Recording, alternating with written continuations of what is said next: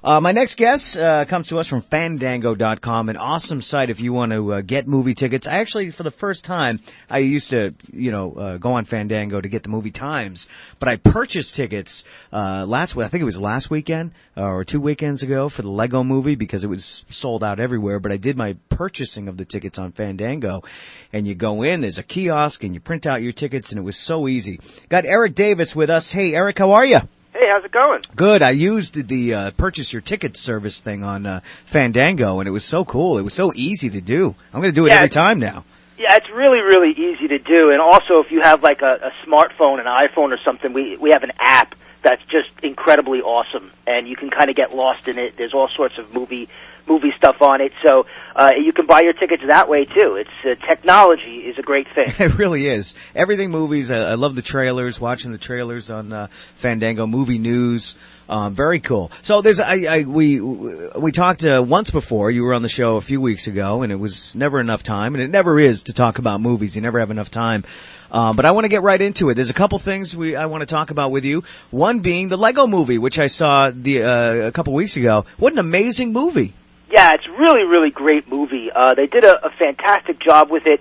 What I like about it is that it's equally as satisfying for kids as it is for adults, and they really work in the themes of playing with Legos, of what it's like to play with a Lego, how you kind of grab a bunch of different pieces and throw them together and create your own characters. The spirit of playing with Legos is all throughout the movie, and I think that's what really resonated the most with people. And of course, there's a nice little twist at the end that just kind of pulls your heartstrings. It pulls the heartstrings, and it kind of ties it all together like, oh, that's why they did that, and that's how that became what it was. And it's very neat. By the way, when I purchased my tickets through Fandango, I got a free download of one of the songs from the soundtrack, which was really cool. Yeah, that's something that we're doing a lot more of now. So, you can go and get your tickets at Fandango and you get like a little goodie to go along with it, especially with stuff like the Lego movie, even like Frozen, movies with songs in it, movies for kids. Yeah. It's just an extension of the movie itself, and it gives the kids something to geek around with after the movie. So it's all kinds of cool stuff. So definitely, if you got to get tickets, I'd go to Fandango first before you do anything to see what they're offering. I could not stop singing Everything is Awesome for at least a week. And now that it's in my head, I'm going to be singing it all day. You're not the only one. I was the same way. Everybody I know was the same way. And there's a music video for it, actually, that's really cool because they had a 6-year-old Lego fan actually contributed to the music video. So it's almost like it's a music video directed by a 6-year-old, which in and of itself plays into the themes of playing with Legos. So just really cool stuff. Oh, that's cute. Guardians of the Galaxy. Everybody was waiting for this trailer. We've heard about it. It's a Marvel movie. It's one of the lesser-known comics. The trailer just popped up the other day. I believe it was on Jimmy Kimmel, and it's all over the web now. The hype on this movie is huge. Is that man-made, or are people really excited about seeing this movie?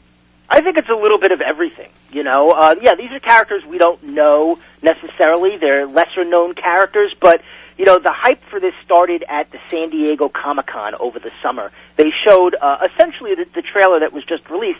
They showed that footage to, 3,000 uber geeks at Comic-Con who have not stopped talking about it in the months leading up to this.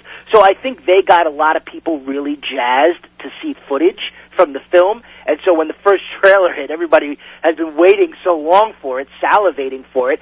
And it's just a really cool movie. It's different. It's a little bit riskier. I mean, the first trailer, they have the character kind of rolling up his middle finger, even though we don't see it. They also use the word a-holes. This is a Disney movie. This is the first trailer for the movie. So right off the bat, they're showing you this is going to be a riskier superhero movie. This is going to be one that's maybe a little bit different from the Thor and the Iron Man that you're used to.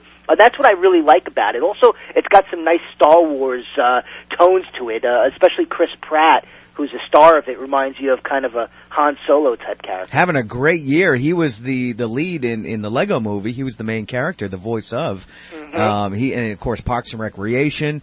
But this is going to be the year, I think, of Chris Pratt.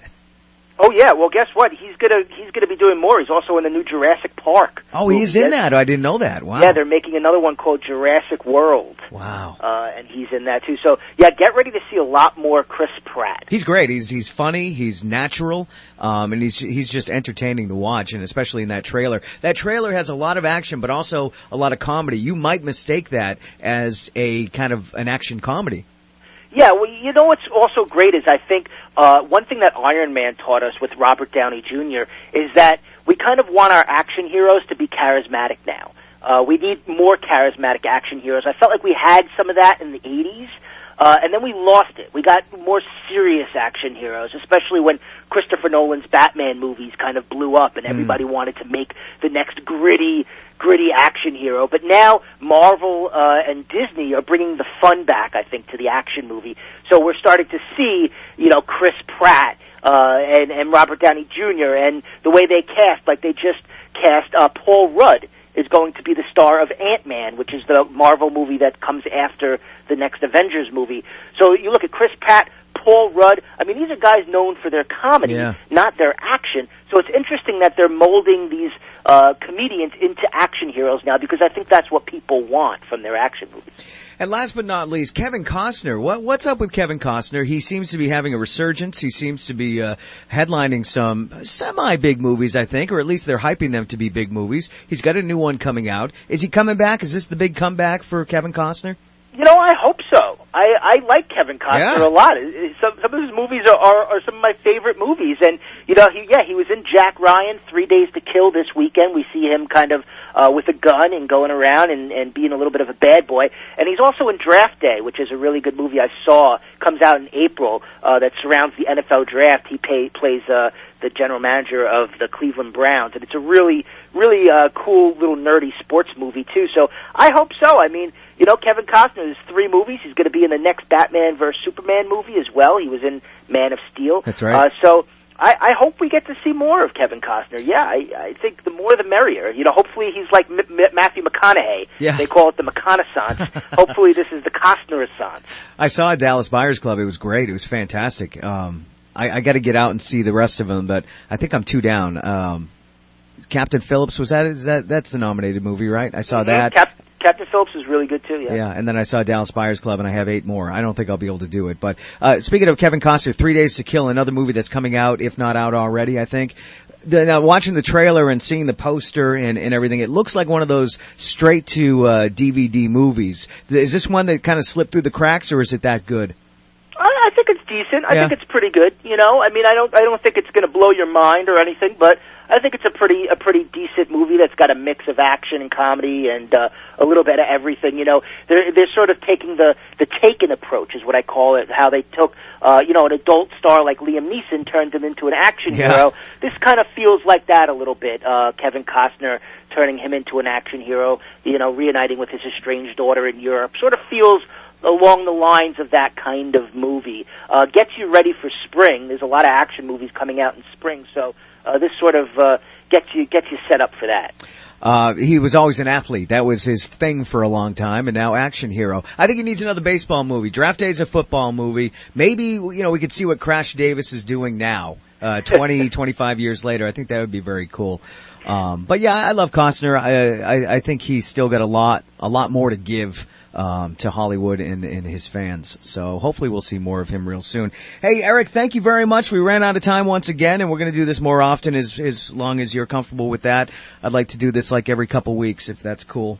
Definitely. I Nice. can't wait. Eric Davis, Fandango.com. You have a great weekend, and we'll talk to you soon. You too, man. Bye. Bye-bye.